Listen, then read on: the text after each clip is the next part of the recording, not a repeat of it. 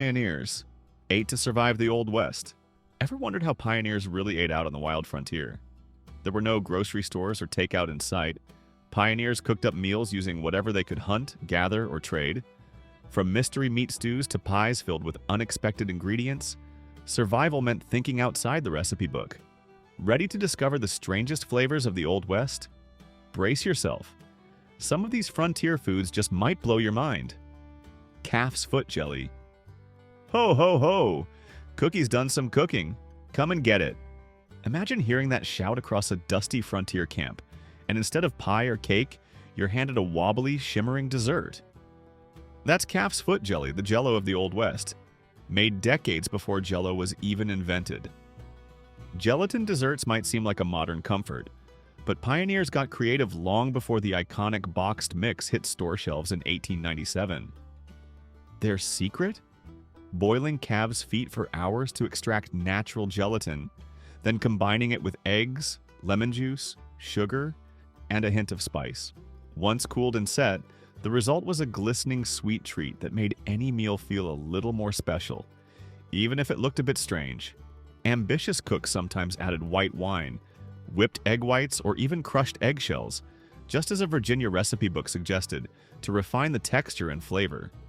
For those who craved something more complex, Mrs. J. Chadwick's 1853 cookbook laid out a detailed version. Simmer 4 feet in a gallon of water until it reduces, strain, chill, then mix in wine, lemon juice, and plenty of egg whites, letting it boil and then straining through a flannel bag. Repeating as needed for that perfect, delicate consistency. Sweet calf's foot jelly had its fans across the West, but savory versions called pacha were beloved in Jewish communities long before the pioneer era.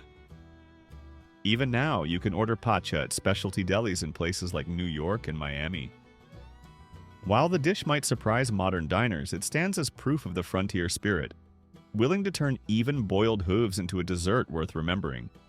Sweet potato coffee. Coffee was more than a luxury on the pioneer trail. It was nearly impossible to come by.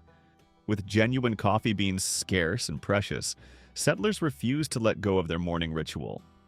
Instead, they set their minds to finding an alternative that could offer a sense of comfort at sunrise. Their answer? A surprising invention known as sweet potato coffee.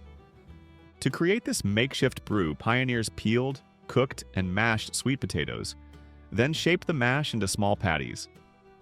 These were blended with rye flour dried completely, and finally ground into a fine powder that was almost as light as prairie dust. Although it could never quite mimic the flavor of a true espresso, the result was warm and familiar enough to start the day. In fact, resourceful cooks even found ways to stretch the last precious spoonfuls of real coffee by mixing in this sweet potato blend. An 1861 newspaper shared a method where just a touch of real coffee and some homemade powder could yield pot after pot, enough to serve a crowd with little more than leftovers.